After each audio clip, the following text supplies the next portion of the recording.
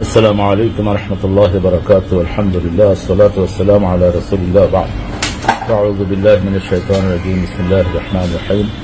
واعتصموا بحبل الله جميعا ولا تفرقوا. وقال رسول صلى الله عليه وسلم انصر أخاك ظالما كان أو مظلوما أو كما قال عليه الصلاة والسلام. প্রিয় ভাই এবং বোনেরা, আল্লাহ শুকরিয়া আদায় করছি। আলহামদুলিল্লাহ, আমরা ইসলামের জন্য, কোরআনের জন্য, বিশেষ করে আল্লাহ রশিকে মজবুত করে ধারণ করার জন্য যে কোনো কোরবানি আমরা দিতে রাজি আছি। আলহামদুলিল্লাহ, বাংলাদেশের আপামর জনতা এবং নামাজি মুসল্লিরা সবাই এ ব্যাপারে একমত।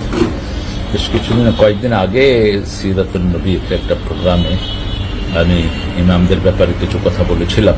তো সেখানে আমার মূল কথাটা ছিল, ওই ফ্যাসিস্টের সময় যে ইমামরা বিশেষ করে আমাদের হক্কানি আলেমদেরকে ধরার ব্যাপারে, বিভিন্ন রকমের কষ্ট দেওয়ার ব্যাপারে সহযোগিতা করছে, তাদেরকে এখন বের করতে হবে।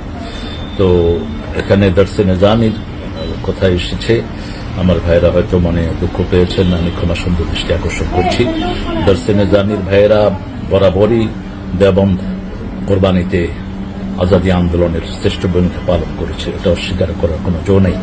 এবং আমাদের বাংলাদেশের সকল আন্দোলনেও এদের কোরবানি ছিল, আলহামদুলিল্লাহ, হেফাজতে ইসলাম সহ।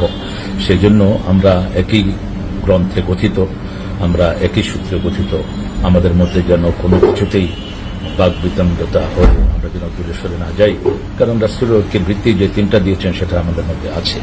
রাসূল সাল্লাল্লাহু আলাইহি ওয়াসাল্লাম বলেছেন, তোমার ভাই জালেম হোক মজলুম হোক, তাকে সাহায্য করো। সাহাবায়ে কেরাম জিজ্ঞেস করলেন, মজলুমকে সাহায্য করবো, ফমা বালু জালিম, জালেমের ব্যাপারে কি? বলছে, জালেম যেন জুলুমের হাত অগ্রসর করতে না পারে, জুলুমের হাত ভেঙে দাও। তো আমরা যেন এই ব্যাপারে অগ্রসর হই। আমরা প্রত্যেক ওলামা হযরত, বিশেষ করে আমাদের দেশে দর্শে নিজামি, আলিয়া, যত মসলকের যত ভাইয়েরা আছেন, আমরা যেন সবাই আল্লাহর কোরআনকে সামনে রেখে, রাসূল সাল্লাল্লাহু আলাইহি ওয়াসাল্লামের সুন্নাহকে সামনে রেখে আমরা অগ্রসর হতে পারি। আল্লাহ সেই তৌফিক আমাদেরকে দান করুক। আসসালামু আলাইকুম ওয়া রাহমাতুল্লাহি তাআলা ওয়া বারাকাতুহু।